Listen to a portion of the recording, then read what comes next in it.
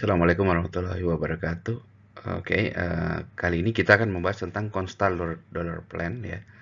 Jadi di sini akan ada dua macam investasi, investasi saham yang spekulatif dan yang kedua reksadana yang konservatif ya.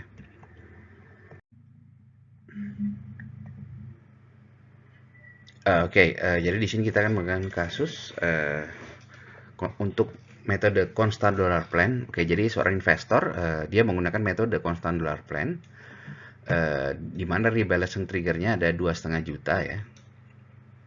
Lalu dia berinvestasi ke dua macam instrumen. Yang pertama saham dianggap spekulatif ya. Lalu reksadana smart atau smart mutual fund ya, itu dianggap yang konservatif ya.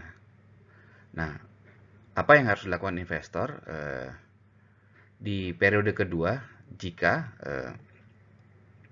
terjadi seperti di tabel di bawah ini ya. Oke, jadi di tabel di bawah ini harga sahamnya naik dari 1.500 ke 1.800 dan NAV reksadananya naik dari 1.500 ke 1.600. Oke, jadi pertanyaannya adalah yang pertama, transaksi apa yang harus dilakukan supaya dia tetap constant dollar plan ya. Jadi tetap rebalancing, melakukan rebalancing. Lalu yang kedua, berapa jumlah saham setelah aksi rebalancing, lalu berapa jumlah dan nilai reksadana setelah rebalancing. Oke, yang pertama kita lihat dulu apa aja yang fakta yang kita punya. Non factnya yang pertama adalah tabel proporsi investasi ada di sebelah kanan, lalu rebalancing triggernya ada 2,5 juta. Oke, yang ditanya pertama rebalancing tracks, lalu jumlah saham beserta nilainya, dan juga jumlah reksadana ya. Oke, jawabannya mungkin perlu dipahami dulu apa sih constant dollar plan. Oke, constant dollar plan artinya kita harus menjaga nominal uang. Misalnya kita udah tetapkan sekian juta gitu ya, 100 juta. Jadi nominal uang yang diinvestasikan di instrumen yang spekulatif, oke, ingat yang spekulatif saja, yang konservatif nggak masalah ya. Itu dia tetap secara nominal. Misalnya kita udah tetapin 100 juta gitu ya. Jadi kalau harga naik kita kurangi sahamnya. Kalau harga saham turun kita beli dari ngambil uang dari yang konservatif untuk dibelikan saham supaya nilainya kembali ke 100 juta. Oke, tujuannya untuk apa? Supaya mengurangi resiko ya. Tentunya skema ini juga harus dievaluasi dari tahun ke tahun ya. Oke, kita lanjutkan. Oke, jadi saat harga saham naik kita harus mengurangi porsi saham supaya nominalnya tetap. Begitu juga sebaliknya. Kalau sahamnya turun, berarti kita harus beli sahamnya lebih gitu ya.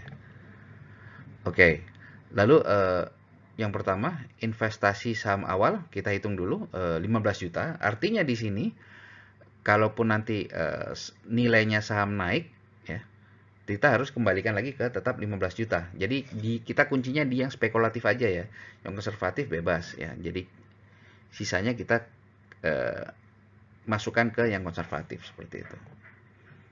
Oke, lalu investasi saham pada periode 2 naik ya dari 1.800 akhirnya jadi 18 juta. Jadi kita harus mengurangi porsi saham supaya nominalnya tetap di 15 juta seperti itu. Oke, jadi porsi saham maksimum adalah 15 juta dibagi harga yang baru. Di sini harganya sudah berubah menjadi 1.800 ya. Akhirnya kita cuman boleh maksimum punya 8.333 lembar saham ya. Maka kita harus konversi yang kelebihannya ini 1.667 ke reksadana seperti itu.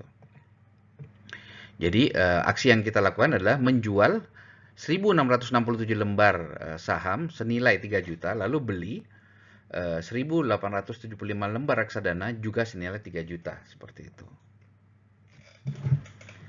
Oke. Lalu berikutnya berapa jumlah saham baru? Oke, jumlah saham baru. Oke, otomatis kita 8.333 dengan nilai 15 juta ya. Oke. Lalu jumlah reksadana baru ada berapa? Ada jadi kita tambahkan 11.875 ya. Lalu jika nilai nominalnya berapa? Jika kita kalikan 1.600 nilainya 19 juta. Jadi saham yang baru, lembarnya baru ya, 8.333 yaitu 15 juta. Sementara reksadananya keuntungannya itu dikonversi ke reksadana yang tadinya 15 juta udah naik jadi 19 juta. Oke, seperti itu ya teman-teman. Mudah-mudahan jelas. Terima kasih waktunya. Wassalamualaikum warahmatullahi wabarakatuh.